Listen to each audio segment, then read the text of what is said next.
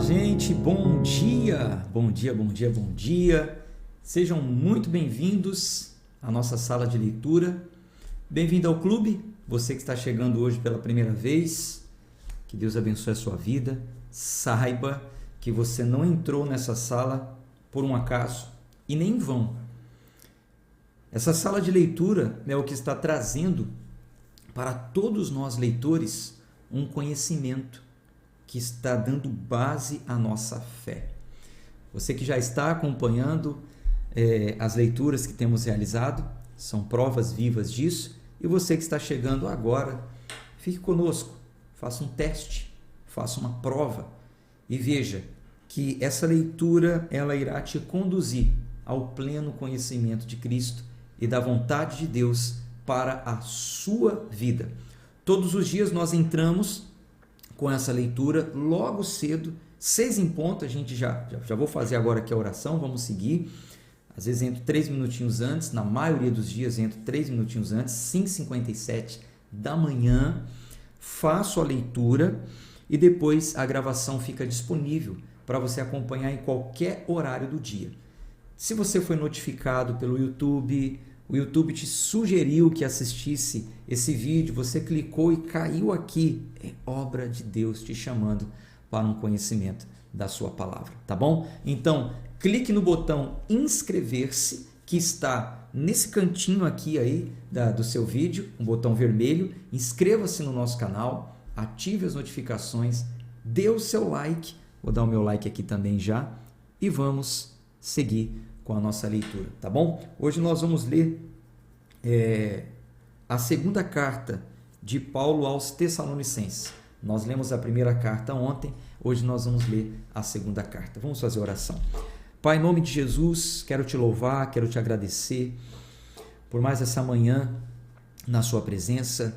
Quem está acompanhando conosco essa transmissão ao vivo, está vivenciando o sábado de aleluia. É como se fosse o dia do luto, né? Porque em um dia como o de ontem, sexta-feira, houve uma morte, a crucificação e morte de Cristo. E no sábado, muitos ali desconsolados, achando que tinham perdido de vez o seu Salvador, mas o domingo virá.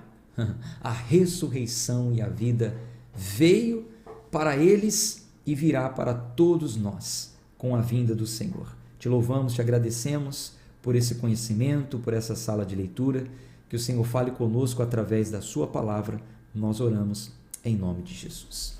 Graças a Deus.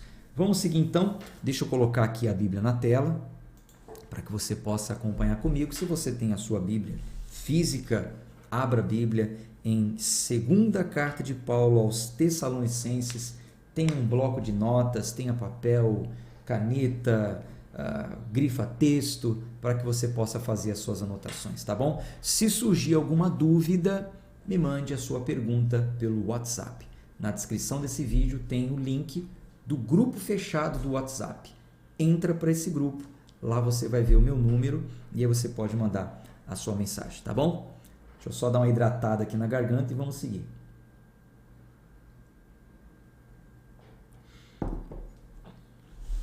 Olha, hoje tem uma coisa muito interessante. Se prepara que eu fiz a leitura anterior, deixei preparado algo aqui, um comentário muito importante. Segundo Tessalonicenses, segunda carta de Paulo aos Tessalonicenses, capítulo 1 é o prefácio e saudação. Paulo, Silvano e Timóteo, à igreja dos Tessalonicenses. Então, essa carta de Paulo, mas foi escrita também por Silvano e Timóteo. Paulo, de próprio punho, ele vai assinar o final, tá? Mas a maioria das coisas eram seus discípulos que escreviam, tá bom?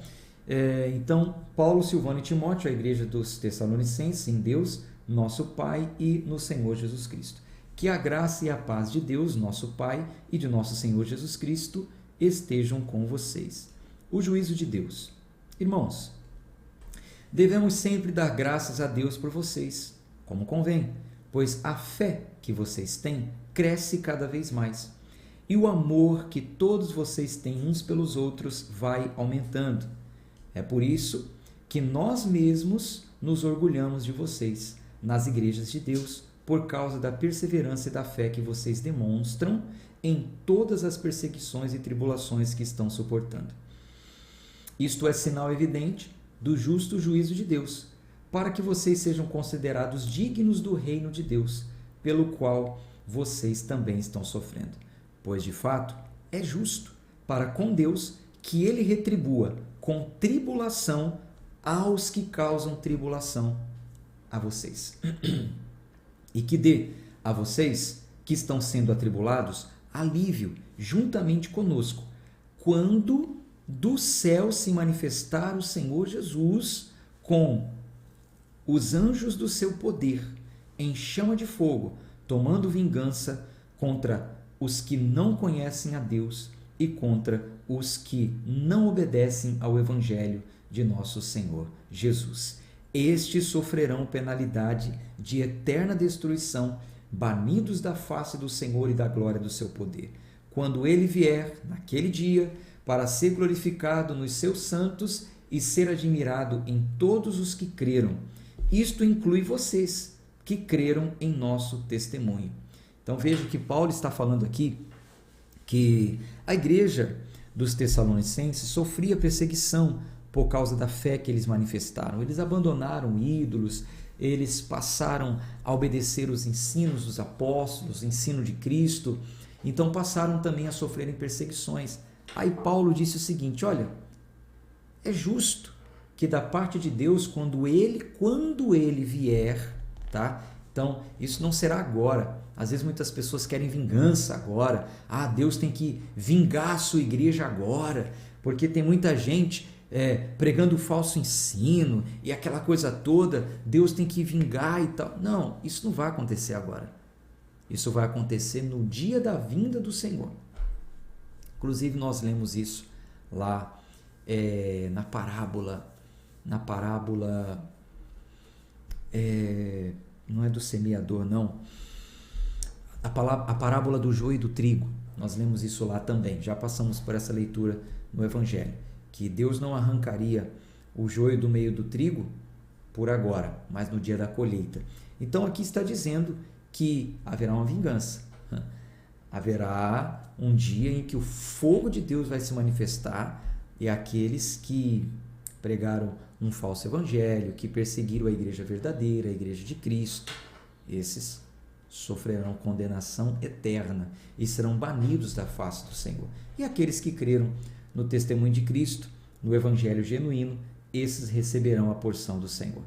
Versículo 11. Por isso também não cessamos de orar por vocês, pedindo que o nosso Deus os torne dignos da sua vocação e cumpra com poder todo o propósito de bondade e obra de fé, a fim de que o nome de nosso Senhor Jesus seja glorificado em vocês e vocês sejam glorificados nele, segundo a graça do nosso Deus e do nosso Senhor Jesus Cristo.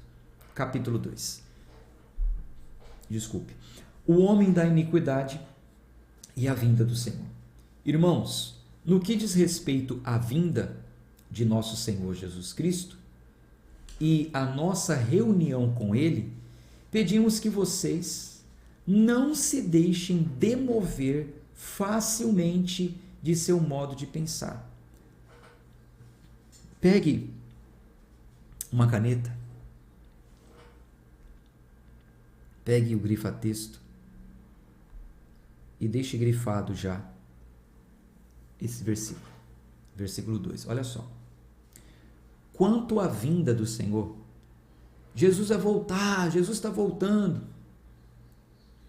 Versículo 2. Que vocês não se deixem demover, ou seja, não renunciem, não desloquem o seu modo de pensar. Ou seja, aquilo que eles já ensinaram, os apóstolos ensinaram e Cristo ensinaram, não se deixem demover, não removam, não renunciem esse modo genuíno de pensar sobre a vinda do Senhor. Nem fiquem perturbados, quer por espírito, quer por palavra, quer por carta, como se procedesse de nós, dando a entender que o dia do Senhor já chegou. Gente, isso aqui, é para renovar a mente, é para, meu Deus do céu, é para acabar com essa perturbação que as pessoas ficam quanto o dia do Senhor. Tem gente que fica perturbado. Ai, Jesus está voltando. E agora, o que eu faço? É isso aqui. Gente, que Jesus está voltando, isso já foi falado assim que ele partiu. Ele falou, um dia eu vou voltar. Existem alguns sinais evidentes que ele deixou. E existe algo que tem que acontecer antes da sua vinda. E Paulo vai falar sobre isso. Mas olha só o que Paulo está tratando aqui. Não fiquem perturbados. Quer por espírito, quer por palavra ou quer por carta, que dá a entender que o dia do Senhor chegou. Então Paulo está dizendo assim, vamos por sequência. Não fiquem perturbados, quer por espírito. Então, quando alguém pegar um espírito ou um suposto espírito, tá? Suposto porque nem sempre é espírito, mas existem manifestações. Então, quando alguém pegar um espírito maligno, que fique falando, Jesus está voltando, eu vi Jesus se levantando, ele já está chegando, ele já está na nuvem e tal. Paulo está dizendo, não fiquem perturbados com essas coisas. Não se angustiem, não fiquem perturbados. Quando esses espíritos dão a entender que o dia do Senhor já chegou. Infelizmente, essas coisas causam perturbação. Gente, quando tem um vídeo de um espírito, de um encosto incorporado dizendo, Jesus está voltando, esses vídeos são espalhados, causando perturbações. Essa é a realidade. Paulo está falando, não se deixem demover do modo puro e genuíno de pensar. Não precisa ficar perturbado com esses espíritos, ou com palavras, ou com carta, como se procedesse de nós, dando a entender que o dia do Senhor chegou. Então, cuidado com palavras que causam medo, que causam perturbação quanto à vinda do Senhor. Isso é evidente, isso vai acontecer, mas não pode causar perturbação, pânico, desespero. Versículo 3. Ninguém, de modo nenhum, os engane, porque isso não acontecerá sem que primeiro venha a apostasia. Na próxima carta, amanhã a gente vai ler a carta de Paulo aos Timóteos. Ele vai falar o que é apostasia, tá? Aguarde aí.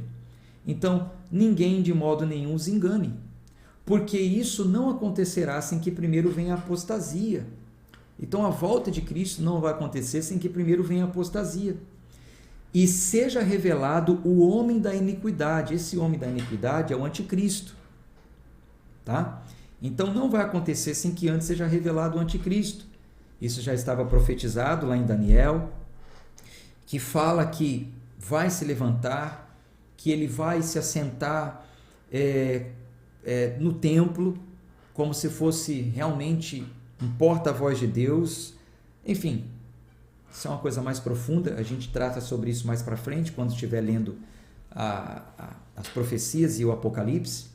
Então ele está dizendo o seguinte, até que seja revelado o homem da iniquidade, o filho da perdição, versículo 4, o qual se opõe e se levanta contra tudo o que se chama Deus, ou que é objeto de culto, a ponto de assentar-se no santuário de Deus, apresentando-se como se fosse o próprio Deus. Esse é o anticristo. Vocês não lembram que eu costumava lhes dizer essas coisas quando ainda estava com vocês? E agora vocês sabem o que o detém, e agora vocês sabem o que o detém, e para que ele seja revelado ao seu tempo. Então, o que detém o anticristo é o Espírito Santo, ele ainda está na terra, então ele ainda detém a ação do anticristo, tá? Um dia o Espírito Santo vai ser retirado, aí não vai mais deter não. Versículo 7, porque o mistério da iniquidade já opera, e aguarda somente que seja afastado aquele que agora o detém, o Espírito Santo. Então será revelado o iníquo, a quem o Senhor Jesus matará com o sopro de sua boca e o destruirá pela manifestação da sua vinda. Então, o anticristo vai se levantar, ele vai operar, mas vai chegar o dia da vinda, né? E na vinda de Cristo, ele será detido com um sopro. Ora, o aparecimento do iníquo é segundo a ação de Satanás, com todo o poder, sinais e prodígios da mentira e com todo engano de justiça aos que estão perecendo, porque não acolheram o amor da verdade para serem salvos. Então, esse anticristo, ele vai se levantar com uma ação de Satanás, vai ter poderes para realizar sinais, prodígios, vai mentir, vai enganar, vai trazer uma falsa justiça e tal, mas muitos escolherão não serem salvos, porque não irão abraçar a verdade da fé, serão levados por esse engano. Versículo 11, é por esse motivo que Deus lhes envia a operação do erro, para darem crédito à mentira, a fim de serem condenados todos os que não creram na verdade, mas tiverem prazer na injustiça. Chamados para a salvação, mas devemos sempre dar graças a Deus por vocês, irmãos amados, pelo Senhor, porque Deus os escolheu desde o princípio para a salvação, pela santificação do Espírito e fé na verdade. Foi para isso que também Deus os chamou mediante o nosso Evangelho, para que vocês alcancem a glória de nosso Senhor Jesus Cristo. Assim, pois, irmãos, fiquem firmes e guardem as tradições que lhes foram ensinadas, seja por palavra, seja por nossa carta. Que o próprio Jesus Cristo, nosso Senhor e Deus, o nosso Pai, que nos amou e nos deu eterna consolação e boa esperança, pela graça, console o coração de vocês e os fortaleça em toda boa obra e boa palavra. Capítulo 3. Paulo pede as orações dos Tessalonicenses. Finalmente, irmãos, orem por nós, para que a palavra do Senhor se propague e seja glorificada como aconteceu entre vocês. Orem também para que sejamos livres das pessoas perversas e más, porque a fé não é de todos, mas o Senhor é fiel. Ele os fortalecerá e os guardará do maligno. Temos confiança no Senhor quanto a vocês, de que não só estão praticando as coisas que lhes ordenamos, como também continuarão a fazê-las. Que o Senhor conduza o coração de vocês ao amor de Deus e à perseverança de Cristo. Conselhos finais. Irmãos, em nome do nosso Senhor Jesus Cristo, ordenamos a vocês que se afastem de todo irmão que de forma desordenada e não segundo a tradição que vocês receberam de nós. Porque vocês mesmos sabem como devem nos imitar, visto que nunca vivemos de forma desordenada quando estivemos entre vocês. Nem jamais comemos pão à custa dos outros. Pelo contrário, trabalhamos com esforço e fadiga, de dia e de noite, a fim de não sermos pesados a nenhum de vocês. Não que não tivéssemos o direito de receber algo, mas porque tínhamos em vista apresentar a nós mesmos com o exemplo para que vocês nos imitassem. Então veja mais uma vez Paulo dizendo que por um período ele trabalhou, ele se dedicou, não foi pesado para ninguém, não quis ficar pedindo nada para ninguém. Por quê? Para servir de exemplo. Foi um período da vida de Paulo, do ministério de Paulo. Ele até fala, não que não tínhamos o direito de receber algo, é direito nosso. A gente prega o Evangelho, a gente vive do Evangelho, a gente anuncia o Evangelho. Paulo está dizendo, é um direito nosso. Mas por um tempo, para servir de exemplo, nós fizemos assim. Por quê? Versículo 10. Porque quando ainda estávamos com vocês, ordenamos isso. Se alguém não quer trabalhar, também não coma. Pois de fato, ouvimos que há entre vocês algumas pessoas que vivem de forma desordenada, não trabalham, mas se intrometem na vida dos outros. A essas pessoas, determinamos e exortamos no Senhor Jesus Cristo que, trabalhando tranquilamente, comam o seu próprio pão. Quanto a vocês, irmãos, não se cansem de fazer o bem. Caso alguém não obedeça à nossa palavra, dada por essa carta, vejam de quem se trata e não se associem com ele, para que fique envergonhado. Contudo, não o tratem como inimigo, mas admoestem-no como irmão. saudações. Que o Senhor da paz, Ele mesmo, dê a vocês a paz, sempre e de todas as maneiras. O Senhor esteja com todos vocês. A saudação é de próprio punho, Paulo. Este é o sinal em cada carta. É assim que eu assino. Então, na carta tinha a assinatura de Paulo de próprio punho, né? E aqui está falando, esse é o sinal em cada carta, é assim que eu assino. Então, eu estou assinando isso aí, tá? Foi escrita por Timóteo, foi escrita por Tito, né? Aqui, Silvano, aliás, Silvano, Timóteo, mas eu estou assinando. Bênção. A graça de nosso Senhor Jesus Cristo esteja com todos vocês. Gente, uma carta breve hoje, uma carta curta, a gente está dentro de um plano, não tem problema nenhum.